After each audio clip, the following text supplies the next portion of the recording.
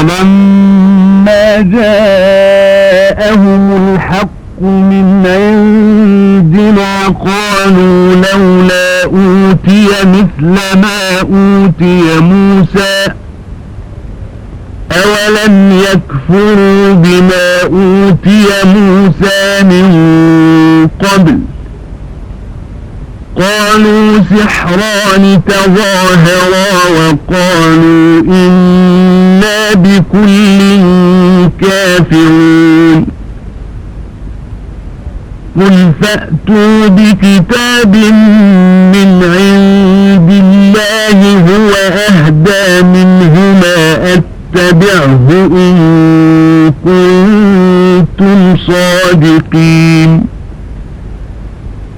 فإن لم يستجيبوا لك فاعلم أنما يتبعون أهواءهم ومن أضل ممن اتبع هواه بغير هدى من الله إن الله لا يهدي القوم الظالمين. எனினும் இப்பொழுது நம்மிடம் இருந்து சத்திய மார்க்கம் அவர்களிடம் வந்தபோது மூசாவுக்கு கொடுக்கப்பட்டது போன்று இவருக்கும் ஏன் கொடுக்கப்படவில்லை என்று கேட்கிறார்கள். இதற்கு முன்னர் மூசாவுக்கு கொடுக்கப்பட்டதையும் அவர்களின் மூதாதையர்கள் நிராகரிக்கவில்லையா? இன்னும் அவர்கள் கூறுகிறார்கள், திரு குர்ஆனும் தௌராத்தும் ஒன்றை ஒன்று உறுதிப்படுத்தும் 2 சூன்ய மந்திரங்களே என்று. இன்னும் அவர்கள் கூறுகிறார்கள், நிச்சயமாக நாங்கள் இவை அனைத்தையும் நிராகரிக்கிறோம் என்று. ஆகவே நீங்கள் உண்மையாளர்களாக இருந்தால் இவ்விரண்டையும் விட நேர்வழி காட்டக்கூடிய வேதத்தை அல்லாஹ்விடம் இருந்து நீங்கள் கொண்டு வாருங்கள், நானும் அதை பின்பற்றுகிறேன் என்று நபியே நீர் கூறும். உமக்கு அவர்கள் பதில் கூறாவிடில் நிச்சயமாக அவர்கள் தம் மன இச்சைகளையே பின்பற்றுகிறார்கள் என்று நீர் அறிந்து கொள்ளும். இன்னும் அல்லாஹ்விடம் இருந்து நேர் வழிகாட்டியின்றி தன் மன இச்சையை பின்பற்றுபவனை விட மிக வழிகட்டவன் எவன் இருக்கின்றான்? நிச்சயமாக அல்லாஹ் அக்கிரமக்காரர் சமூகத்தாருக்கு நேர் வழிகாட்ட மாட்டான்.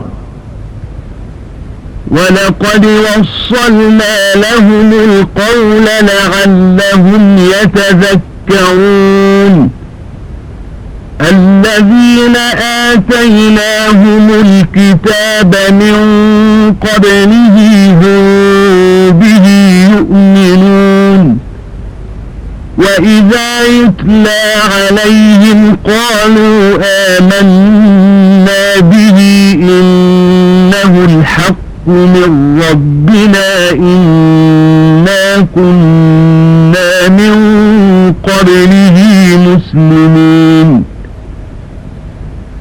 أولئك يؤتون أجرهم مرتين بما صبروا ويدرؤون بالحسنة السيئة ومما رزقناهم ينفقون وَإِذَا سَمِعُوا اللَّغْوَ أَعْرَضُوا عَنْهُ وَقَالُوا لَنَا أَعْمَالُنَا وَلَكُمْ أَعْمَالُكُمْ سَلَامٌ عَلَيْكُمْ لَا نَبْتَغِي الْجَاهِلِينَ إِنَّكَ لَا تَهْدِي مَنْ أَحْبَبْتَ وَلَكِنَّ اللَّهَ يَهْدِي مَنْ يشاء وهو أعلم بالمهتدين وقالوا إن نتبع الهدى معك نتخطف من أرضنا أولم نمكن لهم حرما آمنا يجبى إليه ثمرات كل شيء رزقا من لدنا ولكن أكثرهم لا يعلمون. இன்னும் அவர்கள் நல்லுபதேசம் பெறுவதற்காக நாம் அவர்களுக்கு அவ்வப்போது வேத வாக்கை அனுப்பிக் கொண்டே இருந்தோம். இதற்கு முன்னர் எவர்களுக்கு நாம் வேதத்தை கொடுத்திருக்கிறோமோ அவர்களும் இதன் மீது நம்பிக்கை கொள்கிறார்கள். மேலும் இது அவர்களுக்கு ஓடி காண்பிக்கப்பட்டால் அவர்கள், நாங்கள் இதை நம்புகிறோம், நிச்சயமாக இது நம்முடைய ரப்பிடம் இருந்து வந்துள்ள சத்திய வசனமாகும், இதற்கு முன்னரே நாங்கள் இறைவனுக்கு முற்றிலும் வழிபட்ட முஸ்லிம்களாகவே இருந்தோம் என்று கூறுகிறார்கள். இவர்கள் பொறுமையை மேற்கொண்டதைக்காக 2 முறை நற்கூலி அளிக்கப்படுவார்கள். மேலும் இவர்கள் நன்மையை கொண்டு தீமையை தடுத்துக் கொள்வார்கள். நாம் அவர்களுக்கு கொடுத்தவற்றிலிருந்து தான தர்மங்களில் செலவும் செய்வார்கள். அன்றியும் இவர்கள் வீணானதை செவியுற்றால் அதை புறக்கணித்து, எங்களுக்கு எங்கள் அமல்கள், உங்களுக்கு உங்கள் அமல்கள், சலாமுன் அலைக்கும், உங்களுக்கு சாந்தி உண்டாகுக, அறியாமைக்காரர்களை நாம் விரும்புவதில்லை என்று கூறுவார்கள். நபியே, நீர் நேசிப்பவர்களை எல்லாம் நிச்சயமாக நேர்வழியில் செலுத்திவிட உம்மால் முடியாது. ஆனால் அல்லாஹ் தான் நாடியவர்களை நேர்வழியில் செலுத்துகிறான். மேலும் நேர்வழி பெற்றவர்களை அவன் நன்கு அறிகிறான். இன்னும் அவர்கள், நாங்கள் உம்முடன் சேர்ந்து இந்நேர்வழியை குர்ஆனை பின்பற்றுவோமானால் எங்கள் நாட்டை விட்டு நாங்கள் தூக்கி எறியப்படுவோம் என்று கூறுகிறார்கள். நாம் அவர்களை சங்கையான இடத்தில் பாதுகாப்பாக வசிக்கும்படி வைக்கவில்லையா? அவ்விடத்தில் ஒவ்வொரு வகை கனி வர்க்கமும் நம்மிடத்திலிருந்துள்ள உணவாக கொண்டு வரப்படுகிறது. எனினும் அவர்களில் பெரும்பாலோர் இதை அறிய மாட்டார்கள். وَكَمْ أَهْلَكْنَا مِنْ قَرْيَةٍ بَطِرَتْ مَعِيشَتَهَا فَتِلْكَ مَسَاكِنُهُمْ لَمْ تُسْكَنْ مِنْ بَعْدِهِمْ إِلَّا قَلِيلًا وَكُنَّا نَحْنُ الْوَارِثِينَ وَمَا كَانَ رَبُّكَ مُهْلِكَ الْقُرَى حَتَّى يَبْعَثَ فِي أُمِّهَا رَسُولًا يَتْلُو عَلَيْهِمْ آيَاتِنَا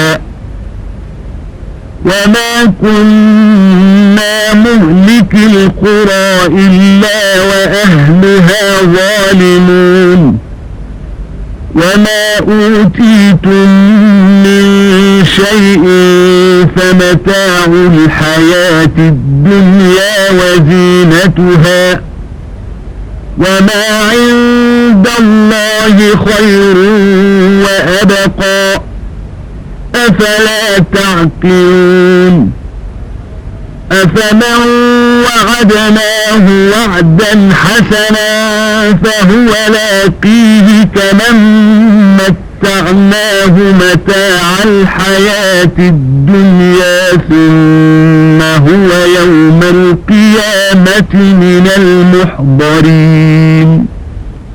தங்களுடைய வாழ்க்கை வசதிகளின் செருக்கினால் அழிச்சாட்டியம் கொண்டிருந்த எத்தனையோ ஊரார்களை நாம் அழித்திருக்கிறோம்.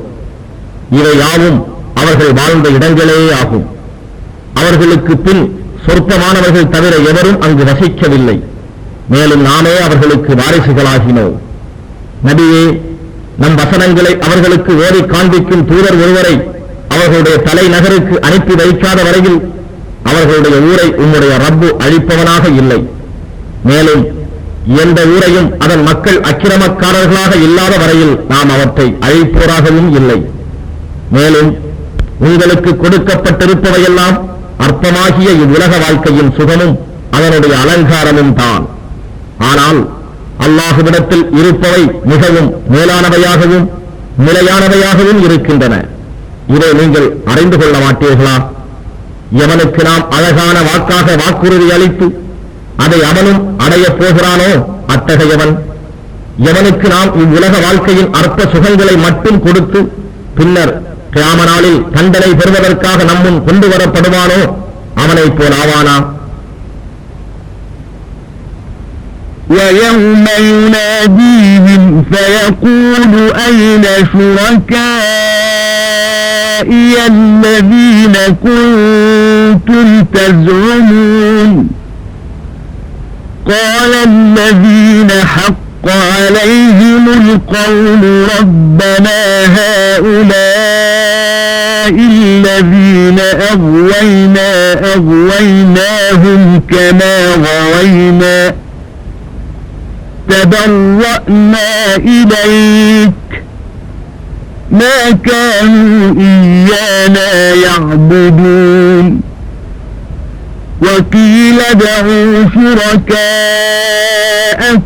فدعوهم فلم يستجيبوا لهم ورأوا العذاب لو أنهم كانوا يهتدون ويوم يناديهم فيقول ماذا أجبتم المرسلين فعميت عليهم الأنباء يومئذ فهم لا يتساءلون فأما من تاب وآمن وعمل صالحا فعسى أن يكون من المفلحين.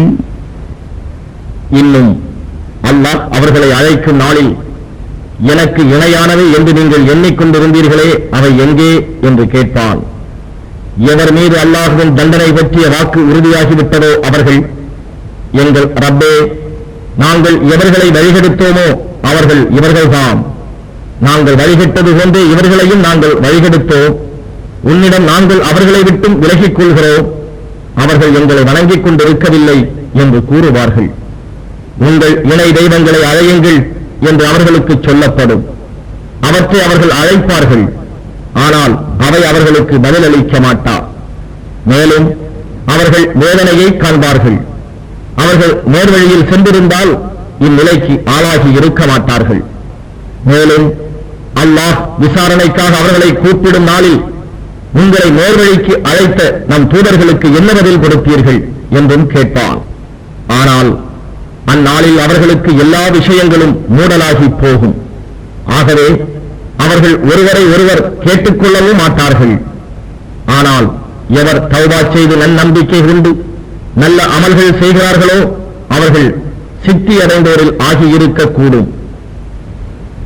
وَرَبُّكَ يَخْلُقُ مَا يَشَاءُ وَيَخْتَارُ مَا كَانَ لَهُمُ الْخِيَرَةُ سُبْحَانَ اللَّهِ وَتَعَالَى عَمَّا يُشْرِكُونَ وَرَبُّكَ يَعْلَمُ مَا تُكِنُّ صُدُورُهُمْ وَمَا يُعْلِنُونَ وَهُوَ اللَّهُ لَا إِلَهَ إِلَّا هُوَ لَهُ الْحَمْدُ فِي الْأُولَى وَالْآخِرَةِ وَلَهُ الْحُكْمُ وَإِلَيْهِ تُرْجَعُونَ قُلْ أَرَأَيْتُمْ إِنْ جَعَلَ اللَّهُ عَلَيْكُمُ اللَّيْلَ سَرْمَدًا إِلَى يَوْمِ الْقِيَامَةِ مَنْ إِلَهٌ غَيْرُ اللَّهِ يَأْتِيكُمْ بِضِيَاءٍ أَفَلَا تَسْمَعُونَ قُلْ أَرَأَيْتُمْ إِنْ جَعَلَ اللَّهُ عَلَيْكُمُ النَّهَارَ سَرْمَدًا إِلَى يَوْمِ الْقِيَامَةِ مَنْ إِلَهٌ غَيْرُ اللَّهِ يَأْتِيكُمْ بِلَيْلٍ مَنْ إِلَهٌ غَيْرُ اللَّهِ يَأْتِيكُمْ بِلَيْلٍ تَسْكُنُونَ فِيهِ أَفَلَا تُبْصِرُونَ وَمِنْ رَحْمَتِهِ جَعَلَ لَكُمُ اللَّيْلَ وَالنَّهَارَ لِتَسْكُنُوا فِيهِ وَلِتَبْتَغُوا مِنْ فَضْلِهِ وَلَعَلَّكُمْ تَشْكُرُونَ وَيَوْمَ يُنَادِيهِمْ فَيَقُولُ أَيْنَ شُرَكَائِيَ الَّذِينَ كُنْتُمْ تَزْعُمُونَ وَنَزَعْنَا مِنْ كُلِّ أُمَّةٍ شَهِيدًا فَقُلْنَا هَاتُوا بُرْهَانَكُمْ فَعَلِمُوا أَنَّ الْحَقَّ لِلَّهِ فقلنا هاتوا برهانكم فعلموا أن الحق لله وضل عنهم ما كانوا يفترون. மேலும் உம்முடைய ரப்பு தான் நாடியதை படைக்கிறான், தூதராக தான் நாடியோரை தேர்ந்தெடுத்துக் கொள்கிறான். எனவே இத்தகு தேர்ந்தெடுத்தல் இவர்களுக்கு உரிமை உடையது அல்ல. அல்லாஹ் மிக தூய்மையானவன், இவர்கள் இணை வைப்பதை விட்டும் அவன் மிகவும் உயர்ந்தவன். மேலும் உம்முடைய ரப்பு அவர்களுடைய இருதயங்கள் மறைத்து வைப்பதையும் அவர்கள் வெளிப்படுத்துவதையும் நன்கறிகிறான். மேலும் அவனே அல்லாஹ், அவனை அன்பு வேறு நாயன் இல்லை. இம்மையிலும் மறுமையிலும் எல்லா புகழும் அவனுக்கே உரியது, தீர்ப்பு கூறும் அதிகாரமும் அவனுக்கே உரியது. ஆதலின் அவனிடத்திலேயே நீங்கள் திரும்பி கொண்டு வரப்படுவீர்கள். நபியே, நீர் கூறுவீராக, கியாம நாள் வரை அல்லாஹ் உங்கள் மீது இரவை நிரந்தரமாக இருக்கும்படி செய்துவிட்டால் உங்களுக்கு பகலின் வெளிச்சத்தை கொண்டு வரக்கூடியவன் அல்லாஹ்வை அன்றி நாயன் உண்டா என்பதை நீங்கள் சிந்தித்து பார்த்தீர்களா? இவ்வுண்மையை நீங்கள் செவியேற்க வேண்டாமா? கியாம நாள் வரை உங்கள் மீது அல்லாஹ் பகலை நிரந்தரமாக இருக்கும்படி செய்துவிட்டால் நீங்கள் அதில் ஓய்வு பெறும் பொருட்டு உங்களுக்கு இரவை கொண்டு வரக்கூடியவன் அல்லாஹ்வை அன்றி நாயன் உண்டா என்பதை நீங்கள் சிந்தித்து பார்த்தீர்களா? இவ்வுண்மையை நீங்கள் நோக்க வேண்டாமா? இன்னும் அவன் தன் ரஹ்மத்தினால் உங்களுக்கு இரவையும் பகலையும் உண்டாக்கினான். இரவு நீங்கள் அதில் ஓய்வு பெறும் பொருட்டு, பகல் நீங்கள் அதில் அவன் அருளை தேடும் பொருட்டும் உண்டாக்கினான். இதற்காக அவனுக்கு நன்றி செலுத்துவீர்களாக. இன்னும் அல்லாஹ் அவர்களை அழைக்கும் நாளில் எனக்கு இணையானதே என்று நீங்கள் எண்ணி இருந்தீர்களே, அவை எங்கே என்று கேட்பான். இன்னும் நாம் ஒவ்வொரு சமுதாயத்திலிருந்தும் ஒரு சாட்சியை வைத்துக் கொண்டு முஷ்ரிக்குகளை நோக்கி உங்கள் ஆதாரத்தை கொண்டு வாருங்கள் என்று கூறுவோம். அப்போது அவர்கள் சத்தியம் என்பது அல்லாஹுவுக்கே சொந்தம் என்றும் அவர்கள் இட்டு கட்டியவையெல்லாம் அவர்களை விட்டு மறைந்துவிடும் என்றும் அறிந்து கொள்வார்கள். إن قارون كان من قوم موسى فبغى عليهم وآتيناه من الكنوز ما إن مفاتحه لتنوء بالعصبة أولي القوة إذ قال له قومه لا تفرح إن الله لا يحب الفرحين وابتغ فيما آتاك الله الدار الآخرة ولا تنس نصيبك من الدنيا وأحسن كما أحسن الله إليك ولا تبغ الفساد في الأرض إن الله لا يحب المفسدين قال إنما أوتيته على علم عندي أولم يعلم أن الله قد أهلك من قبله من القرون من هو أشد منه قوة وأكثر جمعا ولا يسأل عن ذنوبهم المجرمون فخرج على قومه في زينته قال الذين يريدون الحياة الدنيا يا ليت لنا مثل ما أوتي قارون إنه لذو حظ عظيم. நிச்சயமாக ஹாரூன் மூசாவின் சமூகத்தைச் சேர்ந்தவனாக இருந்தான். எனினும் அவர்கள் மீது அவன் அட்டூழியம் செய்தான். அவனுக்கு நாம் ஏராளமான பொக்கிஷங்களை கொடுத்திருந்தோம். நிச்சயமாக அவற்றின் சாவிகள் பலமுள்ள ஒரு கூட்டத்தாருக்கு பழுவாக இருந்தன. அப்பொழுது அவனுடைய கூட்டத்தார் அவனிடம், நீ இதனால் பெருமை கொண்டு மகிழ்ச்சி அடையாதே, அல்லாஹ் நிச்சயமாக அவ்வாறு மகிழ்ச்சி அடைபவர்களை நேசிக்க மாட்டான் என்று கூறினார்கள். மேலும் அல்லாஹ் உனக்கு கொடுத்த செல்வத்திலிருந்து மறுமை வீட்டை தேடிக்கொள். எனினும் இவ்வுலகத்தில் உன் நசீபை உனக்கு விதித்திருப்பதையும் மறந்துவிடாதே. அல்லாஹ் உனக்கு நல்லதை செய்திருப்பதைப் போல் நீயும் நல்லதை செய். இன்னும் பூமியில் குழப்பம் செய்ய விரும்பாதே. நிச்சயமாக அல்லாஹ் குழப்பம் செய்பவர்களை நேசிப்பதில்லை என்றும் கூறினார்கள். அதற்கு அவன் கூறினான், எனக்கு உள்ள அறிவின் காரணத்தால் தான் இவனை நான் கொடுக்கப்பட்டிருக்கிறேன். இவனுக்கு முன் இவனை விட மிக்க வலிமை உடையவர்களும் இவனை விட அதிக பொருள் சேகரித்து வைத்திருந்தவர்களுமான எத்தனையோ தலைமுறையினர்களை அல்லாஹ் அழைத்திருக்கிறான் என்பதை இவன் அறியவில்லையா? ஆனால் குற்றவாளிகள் அவர்கள் செய்த பாவங்கள் பற்றி உடனுக்குடன் கேள்வி கணக்கு கேட்கப்பட மாட்டார்கள். அப்பால் அவன் ஒரு நாள் கர்வத்துடனும் உலக அலங்காரத்துடனும் தன் சமூகத்தாரிடையே சென்றான்.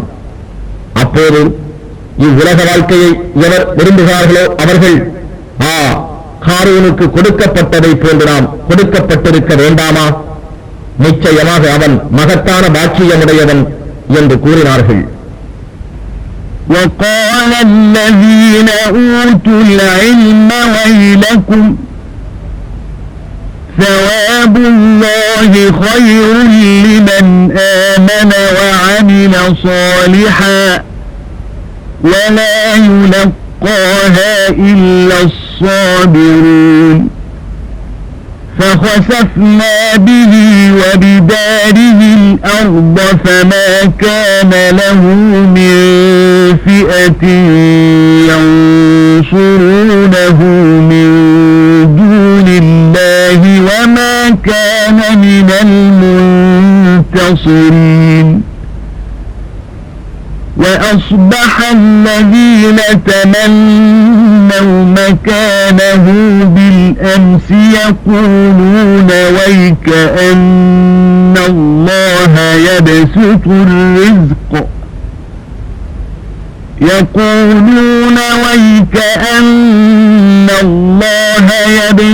الرزق لمن يشاء من عباده ويقدر لولا أمن الله علينا لخسف بنا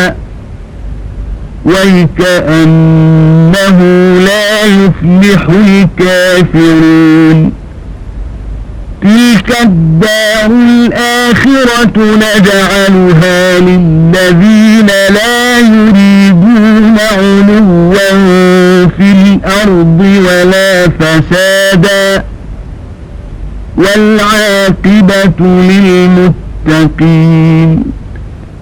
கல்வி ஞானம் பெற்றவர்களோ, உங்களுக்கு என்ன கேடு? ஈமான் கொண்டு நல்ல அமல்கள் செய்பவர்களுக்கு அல்லாஹ் அளிக்கும் வெகுமதி இதைவிட மேன்மையானது. எனினும் அதை பொறுமையாளரை தவிர வேறு எவரும் அடைய மாட்டார்கள் என்று கூறினார்கள். ஆகவே நாம் ஹாரூனையும் அவன் வீட்டையும் பூமியில் அழுந்தச் செய்தோம். அல்லாஹ்வை அன்றி அவனுக்கு உதவி செய்கிற கூட்டத்தார் எவரும் இல்லை.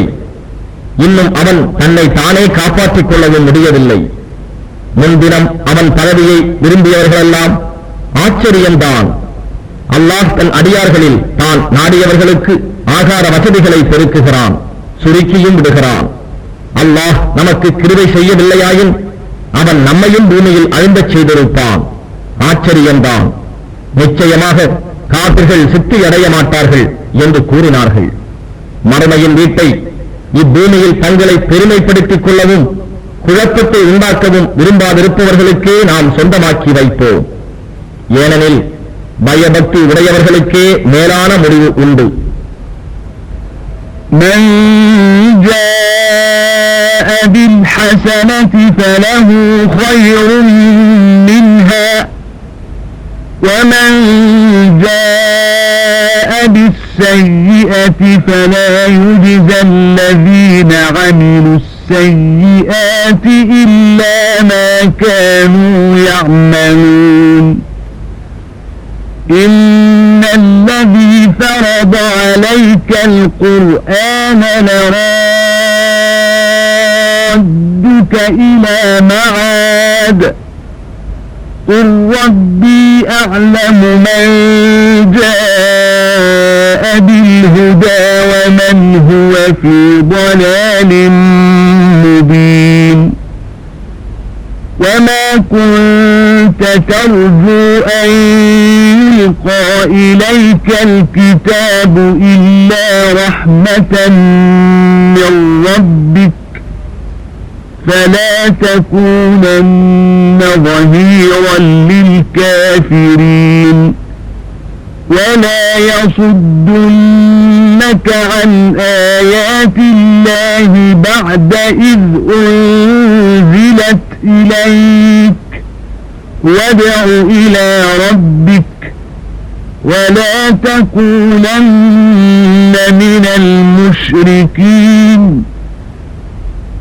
ولا تدع مع الله إلها آخر لا إله إلا هو كل شيء هالك إلا وجهه له الحكم وإليه ترجعون எவர் ஒரு நன்மையை கொண்டு வந்தால் அவர் அதைவிட மேலானதை பெற்றுக் கொள்வார். எவன் தீமையை செய்கிறானோ தீமை செய்வோர் அவர்கள் செய்வதற்கு சமமான கூலியையே பெறுவார்கள். நபியே, நிச்சயமாக எவன் இந்த குர்ஆனை உம்மீது விதியாக்கினானோ அவன் நிச்சயமாக உம்மை திருப்பி கொண்டு வந்து மக்கா என்னும் அம்மீளும் தளத்தில் சேர்ப்பிப்பான். என் ரப்பு நேர்வழியை கொண்டு வந்திருப்பவர் யார், வெளிப்படையான வழிகேட்டில் இருப்பவர் யார் என்பதை நன்கறிந்தவன் என்று நீர் கூறுவீராக. இன்னும் உம்முடைய ரப்பிடம் உள்ள ரஹ்மத்தினால் அன்றி இவ்வேதம் உமக்கு கொடுக்கப்படும் என்று நீர் எதிர்பார்க்கவில்லை. எனவே நிராகரிப்பவர்களுக்கு உதவியாளராக நிச்சயம் நீர் இருக்காதீர். இன்னும் அல்லாஹுவின் வசனங்கள் உமக்கு அருளப்பட்டதன் பின் எதுவும் உம்மை அவற்றை விட்டு நிச்சயமாக திருப்பி விடாதிருக்கட்டும். மேலும் நீர் உம்முடைய ரப்பின்பால் அவர்களை அழைத்தே வருவீராக. நிச்சயமாக நீர் இணை வைப்போரில் ஒருவராகிவிட வேண்டாம். அல்லாஹுடன் வேறு எந்த நாயனையும் அழைக்காதீர். அவனை தவிர வேறு நாயன் இல்லை. அவனை தவிர எல்லா பொருட்களும் அழிந்து விடுபவையே ஆகும். அவனுக்கே எல்லா அதிகாரமும் உரியது. இன்னும் அவனிடமே நீங்கள் யாவரும் திரும்ப கொண்டு வரப்படுவீர்கள். பிஸ்மில்லாஹிர் ரஹ்மானிர் ரஹீம். அலிஃப் லாம் மீம். أحسب الناس أن يتركوا أن يقولوا آمنا وهم لا يفتنون ولقد فتنا الذين من قبلهم فليعلمن الله الذين صدقوا وليعلمن الكاذبين أم حسب الذين يعملون السيئات أن يسبقونا ساء ما يحكمون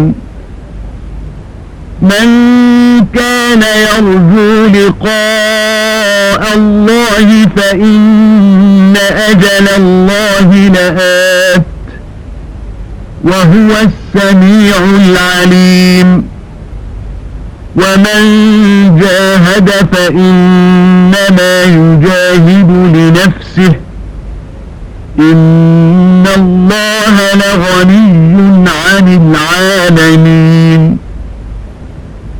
والذين آمنوا وعملوا الصالحات لنكفرن عنهم سيئاتهم ولنجزينهم أحسن الذي كانوا يعملون ووصينا الإنسان بوالديه حسنا وإن جاهداك لتشرك بي ما ليس لك به علم فلا تطعهما إلي مرجعكم فأنبئكم بما كنتم تعملون والذين آمنوا وعملوا الصالحات لندخلنهم في الصالحين. அளவற்ற அருளாளனும் நிகரற்ற அன்புடையவனுமாகிய அல்லாஹுவின் திருப்பெயரால் துவங்குகின்றேன். அலிஃப் லாம் மீம். நாங்கள் ஈமான் கொண்டிருக்கிறோம் என்று கூறினால் போதும், அவர்கள் சோதிக்கப்படாமல் விட்டுவிடப்படுவார்கள் என்று மனிதர்கள் எண்ணிக்கொண்டார்களா? நிச்சயமாக அவர்களுக்கு முன் இருந்தார்களே, அவர்களையும் நாம் சோதித்திருக்கின்றோம். ஆகவே உண்மை உரைப்பவர்களை நிச்சயமாக அல்லாஹ் அறிவான், இன்னும் பொய்யர்களையும் அவன் நிச்சயமாக அறிவான். அல்லது தீமை செய்கிறார்களே, அவர்கள் நம்மை விட்டும் தாங்கள் தப்பித்துக் கொள்வார்கள் என்று எண்ணிக்கொண்டார்களா? அவர்கள் அவ்வாறு தீர்மானித்துக் கொண்டது மிகவும் கெட்டது. எவர் அல்லாஹ்வை சந்திப்போம் என்று ஆதரிக்கிறார்களோ அவர்கள் அதற்காக நற்கர்மங்களை செய்து கொள்ளட்டும். ஏனெனில் அல்லாஹ் அதற்காக குறித்துள்ள தவணை நிச்சயமாக வருவதாக இருக்கிறது. அவன் யாவற்றையும் செவி ஏற்பவனாகவும் நன்கு அறிபவனாகவும் இருக்கின்றான். இன்னும் எவர் அல்லாஹுவின் பாதையில் உழைக்கிறாரோ அவர் நிச்சயமாக தமக்காகவே உழைக்கிறார். நிச்சயமாக அல்லாஹ் அகிலத்தார் உதவி எதுவும் தேவைப்படாதவன். ஆகவே எவர்கள் ஈமான் கொண்டு நல்ல அமல்கள் செய்கிறார்களோ அவர்களுடைய தீங்குகளை அவர்களை விட்டு நிச்சயமாக நீக்கிவிடுவோம். இன்னும் அவர்கள் செய்த நன்மைகளுக்கு அவற்றை விட மிக்க அழகான கூலியை நிச்சயமாக நாம் அவர்களுக்கு கொடுப்போம். தன் தாய் தந்தையருக்கு நன்மை செய்யும்படியாக நாம் மனிதனுக்கு உபதேசம் செய்திருக்கிறோம். எனினும் மனிதனே, உனக்கு ஆதார அறிவு இல்லாத ஒன்றை எனக்கு இணையாக்கும்படி அவ்விருவரும் உன்னை வற்புறுத்தினால் நீ அவ்விருவருக்கும் கீழ்ப்படிய வேண்டாம். என்னிடமே உங்கள் அனைவரின் மீறுதலும் இருக்கிறது. நீங்கள் செய்து கொண்டிருந்ததை பற்றி அப்போது நான் உங்களுக்கு அறிவிப்பேன். அன்றியும் எவர் ஈமான் கொண்டு நற்கர்மங்களை செய்கிறார்களோ அவர்களை நல்லடியார்களுடன் நிச்சயமாக நாம் சேர்த்து விடுவோம். وَمِنَ النَّاسِ مَن يَقُولُ آمَنَّا بِاللَّهِ فَإِذَا أُوذِيَ فِي اللَّهِ جَعَلَ فِتْنَةَ النَّاسِ كَعَذَابِ اللَّهِ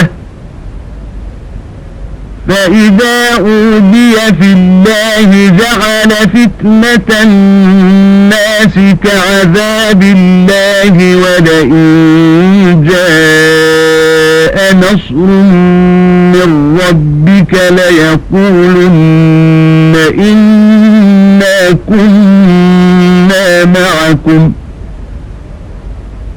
أَوَلَيْسَ اللَّهُ بِأَعْلَمَ بِمَا فِي صُدُورِ الْعَالَمِينَ وَلَيَعْلَمَنَّ اللَّهُ الَّذِينَ آمَنُوا وَلَيَعْلَمَنَّ الْمُنَافِقِينَ وَقَالَ الَّذِينَ كَفَرُوا لِلَّذِينَ آمَنُوا اتبعوا سبيلنا ولنحمل خطاياكم وما هم بحاملين من خطاياهم من شيء إنهم لكاذبون وليحملن أثقالهم وأثقالا مع أثقالهم وليسألن يوم القيامة عما كانوا يفترون ولقد أرسلنا نوحا إلى قومه فلبث فيهم 1000 سنة إلا 50 عاما فأخذهم الطوفان وهم ظالمون فأنجيناه وأصحاب السفينة وجعلناها آية للعالمين. மேலும் மனிதர்களில் சிலர் நாங்கள் அல்லாஹுவின் மீது நம்பிக்கை கொண்டுள்ளோம் என்று சொல்கிறார்கள்.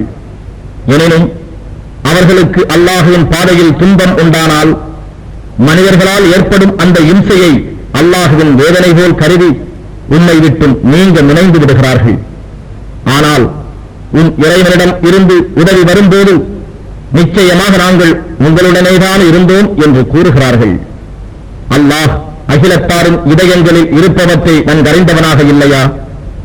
அன்றியும் நம்பிக்கை கொண்டவர்களை நிச்சயமாக அல்லாஹ் நன்கறிவான், நயவஞ்சகர்களையும் அவன் நிச்சயமாக நன்கறிவான்.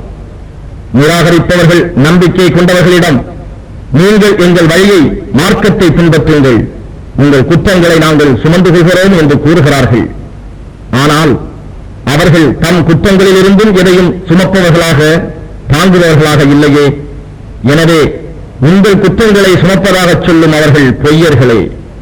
ஆனால் நிச்சயமாக அவர்கள் தங்களுடைய பழுவான பாவச் சுமைகளையும் தம் பழுவான பாவச் சுமைகளுடன் அவர்கள் வழிகெடுத்தோரின் பழுவான பாவச் சுமைகளையும் சுமப்பார்கள். கியாம நாளன்று அவர்கள் இட்டுக்கட்டிக் கொண்டிருந்தவை பற்றி நிச்சயமாக விசாரிக்கப்படுவார்கள். மேலும் திடனாக நாம் நூகை அவருடைய சமூகத்தாரிடம் அனுப்பினோம். ஆக அவர்கள் மத்தியில் அவர் 50 குறைய 1000 ஆண்டுகள் தங்கியிருந்தார். ஆனால் அவர்கள் அநியாயக்காரர்களாக இருந்தமையால் அவர்களை பிரளயம் பிடித்துக் கொண்டது. அப்போது நாம் அவரையும் அவருடன் கப்பலில் இருந்தோரையும் காப்பாற்றினோம். மேலும் அதை உலக மக்களுக்கு ஓர் அத்தாட்சியாகவும் ஆக்கினோம். وإبراهيم إذ قال لقومه اعبدوا الله واتقوه ذلكم خير لكم إن كنتم تعلمون إنما تعبدون من دون الله أوثانا وتخلقون إفكا إن الذين تعبدون من دون الله لا يملكون لكم رزقا فابتغوا عند الله الرزق واعبدوه واشكروا له إليه ترجعون وإن تكذبوا فقد كذب من قبلكم وما على الرسول إلا البلاغ المبين أولم يروا كيف يبدئ الله الخلق ثم يعيده إن ذلك على الله يسير قل سيروا في الأرض فانظروا كيف بدأ الخلق ثم الله ينشئ النشأة الآخرة إن الله على كل شيء قدير يعذب من يشاء ويرحم من يشاء وإليه تقلبون وما أنتم بمعجزين في الأرض ولا في السماء وما لكم من دون الله من ولي ولا نصير والذين كفروا بآيات الله ولقائه أولئك يئسوا من رحمتي وأولئك لهم عذاب أليم இன்னும் இப்ராஹீமையும் தூதராக நாம் அனுப்பினோம். அவர் தம் சமூகத்தாரிடம் அல்லாஹ்வை நீங்கள் வணங்குங்கள், அவனிடம் பயபக்தியுடன் இருங்கள், நீங்கள் அறிந்தவர்களாக இருந்தால் இதுவே உங்களுக்கு நன்மையுடையதாக இருக்கும் என்று கூறிய வேளையை நபியே நினைவூட்டுவீராக. அல்லாஹ்வை அன்றி சிலைகளை வணங்குகிறீர்கள், மேலும் நீங்கள் பொய்யை சிருஷ்டித்துக் கொண்டீர்கள். நிச்சயமாக அல்லாஹ்வை தவிர நீங்கள் வணங்கி வரும் இவை உங்களுக்கு ஆகார வசதிகள் அளிக்க சக்தியற்றவை. ஆதலால் நீங்கள் அல்லாஹ்விடமே ஆகார வசதிகளை தேடுங்கள், அவனையே வணங்குங்கள், அவனுக்கே நன்றி செலுத்துங்கள், அவனிடத்திலேயே நீங்கள் திரும்ப கொண்டு வரப்படுவீர்கள். இன்னும் நீங்கள் என்னை பொய்ப்பிக்க முற்பட்டால் தளர்ந்து போவதில்லை. ஏனெனில் உங்களுக்கு முன் இருந்த சமுதாயத்தவரும் அவர்களுக்கு அனுப்பப்பட்ட தூதர்களை இவ்வாறே பொய்ப்பிக்க முற்பட்டார்கள். ஆகவே இறை தூதரின் கடமை தம் தூரை பகிரங்கமாக எடுத்துரைப்பதென்று வேறில்லை என்று கூறினார். அல்லாஹ் எவ்வாறு முதலில் படைப்பை துவங்கி பிறகு அதனை எவ்வாறு தன்பால் மீட்டுகிறான் என்பதை அவர்கள் பார்க்கவில்லையா? நிச்சயமாக இது அல்லாஹுவுக்கு மிகவும் சுலபம். பூமியில் நீங்கள் பிரயாணம் செய்து அல்லாஹ் எவ்வாறு முந்திய படைப்பை துவங்கி பின்னர் பிந்திய படைப்பை எவ்வாறு உண்டு கொள்ளுகிறான் என்பதை பாருங்கள். நிச்சயமாக அல்லாஹ் எல்லா பொருட்கள் மீதும் பேராற்றல் உள்ளவன் என்று நபியே நீர் கூறுவீராக.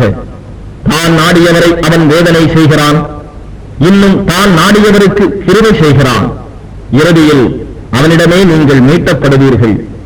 பூமியிலோ வானத்திலோ புகுந்து நீங்கள் அவனை இயலாமல் ஆக்குபவர்கள் அல்லர். மேலும் உங்களுக்கு அல்லாஹ்வை அன்றி வேறு பாதுகாவலனோ உதவியாளனோ இல்லை. இன்னும் எவர் அல்லாஹ்வின் வசனங்களையும் அவனை சந்திப்பதையும் நிராகரித்தார்களோ அவர்கள்தான் என் ரஹ்மத்தை விட்டும் நிராசையானவர்கள். மேலும் இத்தகையவர்களுக்கு நோவினை செய்யும் வேதனை உண்டு. فما كان جواب قومه إلا أن قالوا اقتلوه أو حرقوه فأنجاه الله من النار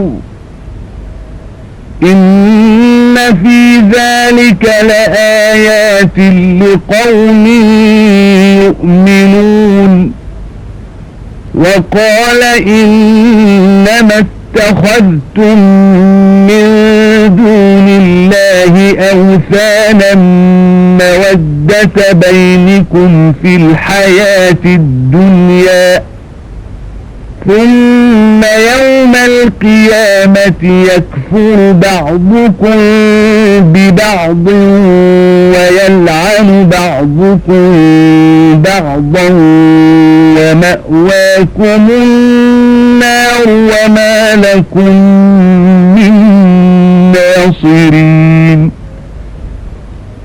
فآمن له لوط وقال إني مهاجر إلى ربي إنه هو العزيز الحكيم ووهبنا له إسحاق ويعقوب وجعلنا في ذريته النبوة والكتاب وآتيناه أجره في الدنيا وإنه في الآخرة لمن الصالحين.